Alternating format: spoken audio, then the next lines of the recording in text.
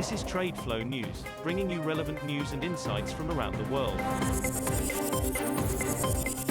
TradeFlow News, enabling trade for SMEs and economies worldwide. These are some of the key topics that we will be looking into in today's program.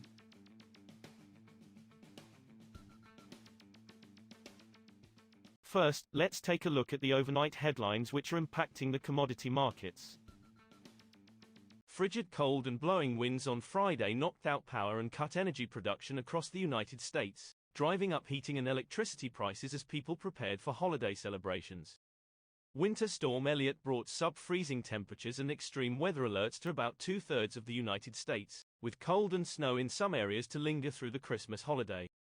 More than 1.5 million homes and businesses lost power, oil refineries in Texas cut gasoline and diesel production on equipment failures, and heating and power prices surged on the losses. Oil and gas output from North Dakota to Texas suffered freeze-ins, cutting supplies. Moscow is ready to resume gas supplies to Europe through the Yamal-Europe pipeline, Russian Deputy Prime Minister Alexander Novak told state TASS news agency. The European market remains relevant, as the gas shortage persists, and we have every opportunity to resume supplies, TASS cited Novak as saying in remarks published by the agency on Sunday. For example, the Yamal-Europe pipeline, which was stopped for political reasons, remains unused. The Yamal-Europe pipeline usually flows westward, but has been mostly reversed since December of 2021 as Poland turned away from buying from Russia in favor of drawing on stored gas in Germany. Moving on to the top news in the energy sector. Oil prices settled about $3 per barrel higher on Friday for a second straight week of gains after Moscow said it could cut crude output in response to the G7 price cap on Russian exports. Brent crude settled at $83.92, up by $2.94 or 3.6%, while U.S. West Texas Intermediate, WTI, crude settled at $79.56 a barrel, up $2.07, or 2.7%. Both benchmarks recorded their biggest weekly gains since October. Russia may cut oil output by 5% to 7% in early 2023 as it responds to price caps, the RIA news agency cited Deputy Prime Minister Alexander Novak as saying on Friday.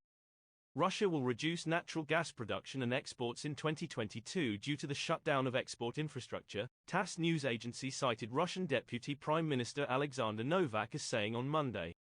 Gas production by the end of the year will be 12% less than in 2021, and exports will drop by about a quarter.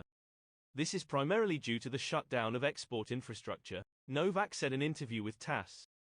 LNG production will increase by 8.7% this year, Novak added.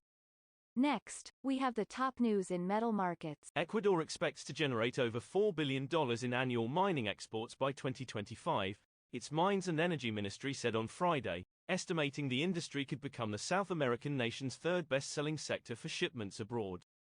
Despite its abundant mineral reserves, Ecuador has lagged behind other Andean countries such as Peru and Chile in developing large-scale mining due to opposition from indigenous communities and adverse court rulings.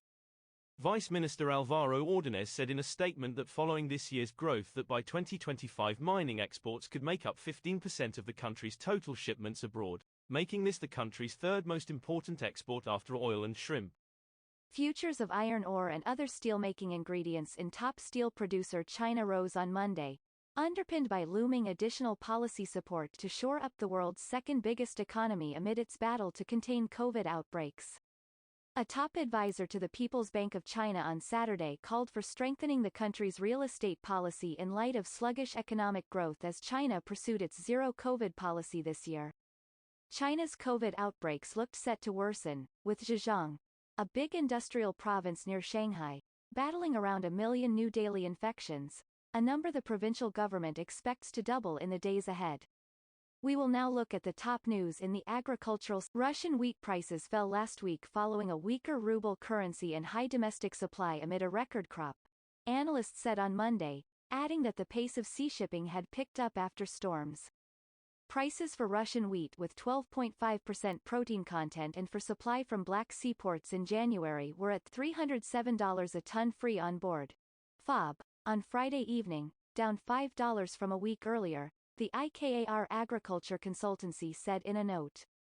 Russian grain exports rose to 1.1 million tons last week from 840,000 tons in previous week as the weather in the Black Sea improved after storms, another consultancy Sovcon said, citing port data.